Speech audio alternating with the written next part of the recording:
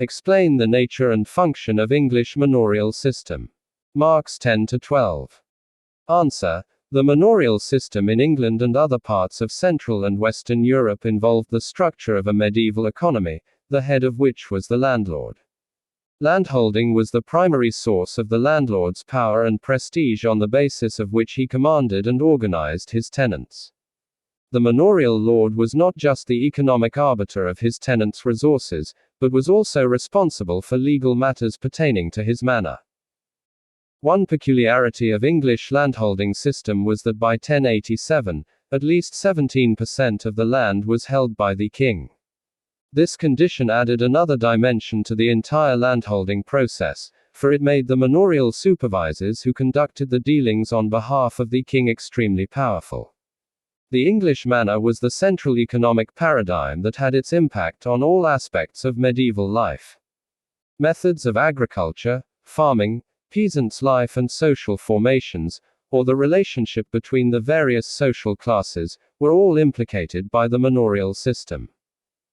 Usually a large landowner supported and patronized several hundred manors, the size of which varied from 350 to 5,000 acres each. On the other hand, a small landowner could be in possession of just a single manor. It was a network of relationships that implicated the social stratification and dictated the affairs among the lords and the vassals.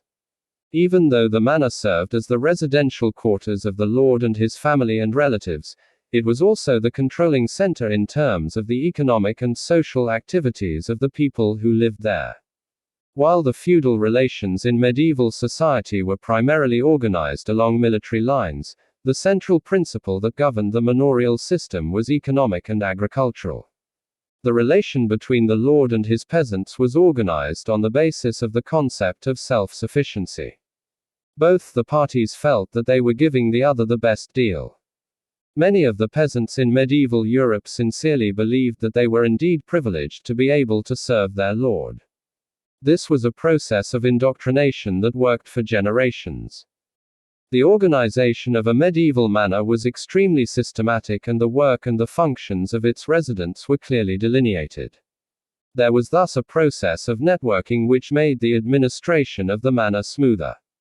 The immediate household of the lord, which was actually a sprawling campus, with allotted space to all its inhabitants, was simply one constituent of the manorial system.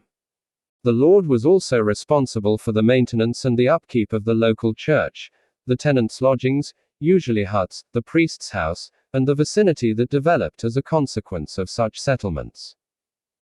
The lord was the master who possessed lands and meadows, the common of pasture, and it was his sole discretion to disperse parts of these possessions as he considered appropriate. The people who owed allegiance to and derived the daily bread from a particular manor were controlled by the norms set by the manorial lord. The structure of each manor differed, which was affected by the demands of the location. The administrative functionaries of each manor, though predictable in their occupations, adapted to the requirements of the manor. Usually the land under a typical manor was structured under the following three heads. 1. Domain. This was the land under the direct occupation of the lord primarily for his own personal needs. His dependents or hired workers worked in this land. 2. Dependent land. It was the land the peasants farmed on but was owned by their manorial lord. In return, the peasants had to give labor service to their lord. 3. Free peasant land.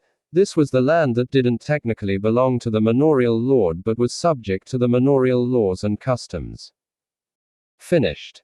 Please subscribe to the channel for more updates of ready-made notes on English literature.